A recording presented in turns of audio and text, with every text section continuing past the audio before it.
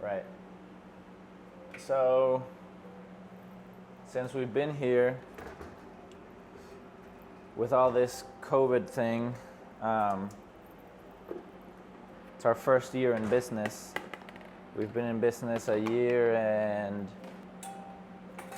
3 months, 2 months, April, 2 months. No one told us in the first year of business that we would be, everybody said it would be difficult, but nobody said you'd be living through a pandemic. It's felt really strange and good at the same time that we have so much support that you don't realize you have on the day-to-day until things are bad. Unfortunately, as soon as this started, we had to let go of everybody, so that meant going from 8 to 2, and not only going down from 8 staff to 2, but we also had to go down from 3 stores to 1.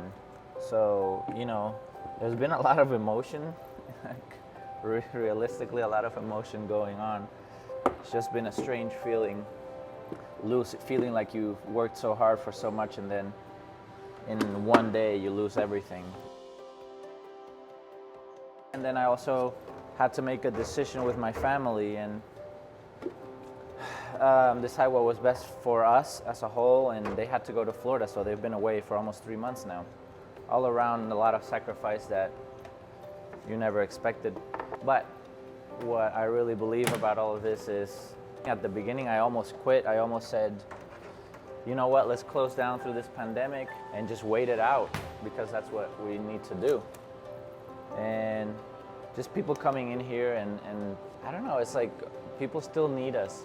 They're also going through hardship, and if what we do keeps their daily happiness, then we gotta be here, man. We gotta be here for them, and then we also gotta be here for us to be able to reopen eventually. Then do we reopen? Can we reopen?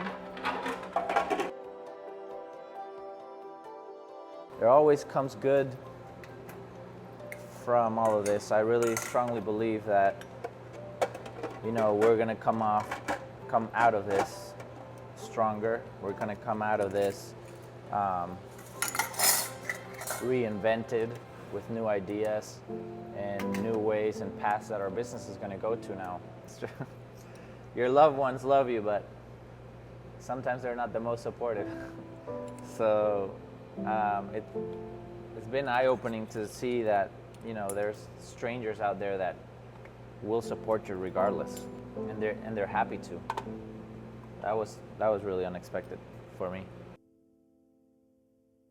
The hardest decision was letting go of my staff. That was really hard. They are the business. So to have to send them home, that's been the toughest decision, is letting them go and just be worried about them. I left my country because of human rights. The rest of the country and the majority of the country would be in silence. They wouldn't do anything about our human rights.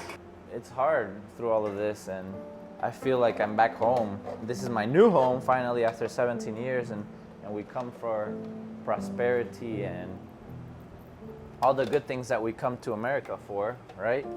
And then now we're here again. I feel like I'm trying to be, I got goosebumps. I'm trying to be shut down by people, like told to shut up and not, like I don't have a voice. It's like you're stuck in this weird silence that I don't like. That's why I left my country, and I should have fought more, but we were young. But now I'm not young. Now I have kids here. Now I have a lot to fight for. Like that light is just like a spotlight on me. Okay, he has to do good. If not, I'm gonna fall into this cliche of a minority, like, oh, they're gonna fail, or they're whatever it is, because of where I'm from, and it's just that constant all day wherever I walk, it follows me. And then I feel like I carry also weight from my minority, that it's like, okay, I gotta do it for them too, so that everybody, they know that they can also do it. So I feel like I'm just dragging these weights sometimes. So it's hard because already any business owner already is dealing with so much weight on them. So to have to worry about an extra, and it's just because of where I'm from, it's like, really? Does it matter that much? We can go very political and talk about getting loans and getting looked down on, or sometimes, you know, it's also positive, but getting loans and all of that, just because of my name, a lot of doors closed. It's hard on the brain. You have to, I feel like it's not even just physically, it's like you have to be mentally strong. I think as long as someone is conscious that you're gonna have, instead of a more straight road, it's gonna be like a little steeper, I think we'll all be fine. But I think it's positive that, you know, I get to use my product or our store kind of like as a vehicle to be able to show other people different things. I don't know, different customs and different noises on the music. And when they're here, I might say, buy in Spanish. People who either understand or empathize with you or show empathy, people try to be very supportive through that too. They know the struggle. Again, we go back to strangers. Just being there to support you. So the positive is that. The positive is also, even though I'm dragging those weights on us, I am also to really, you know, to a lot of people I am successful, even though I doubt it a lot. Success is defined for everybody else. But as a minority, hey man, if I did it, you can do it. Anybody can do it. That's powerful to me. That's positive. Having a 1-year-old and a 4-year-old at home was difficult. We were very stressed and it wasn't a positive experience for us. She really needed my support. All daycares closed. So our family's in Florida. We made the decision. They went to Florida and they've been there ever since. They come back tomorrow, which is great. But that's almost, I think it's 2 months and 2 weeks that they've been out.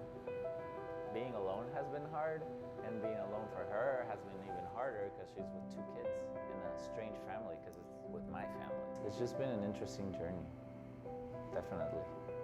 What are your thoughts about tomorrow? Excited? It's strange. I'm excited at the same time. It's like bittersweet. It's like, oh, I'm gonna have screams again at home.